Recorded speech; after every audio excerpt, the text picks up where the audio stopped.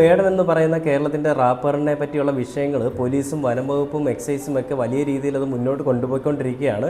ആദ്യം police arrest ചെയ്തു, പിന്നീട് അതിനുശേഷം ഫോറസ്റ്റിനെ വിളിച്ചു, പിന്നീട് അതിനുശേഷം എക്സൈസ് എത്തി. ഇപ്പോൾ ഫോറസ്റ്റിലുള്ളൊരു വിഷയം എന്ന് പറഞ്ഞു കഴിഞ്ഞാൽ ആദ്യം കഞ്ചാവ് കേസിലാണ് അറസ്റ്റിലായതെങ്കിലും ഇപ്പോൾ വേടൻ്റെ കഴുത്തിൽ കിടന്നിരുന്ന മാലയിലുള്ളത് പുലിയുടെ പല്ലായിരുന്നു എന്നുള്ളതും അത് അങ്ങനെ സൂക്ഷിച്ചു കഴിഞ്ഞാൽ അത് കേസെടുക്കാം, ജാമ്യം കിട്ടാൻ വകുപ്പ് പ്രകാരം കേസെടുത്ത് വേടനെ അകത്താക്കാം എന്നുള്ളൊരു കാര്യം കൂടി ഇപ്പോൾ നമുക്ക് പുറത്തേക്ക് വരുന്നുണ്ട്, ന്യൂസിലൊക്കെ വരുന്നുണ്ട്.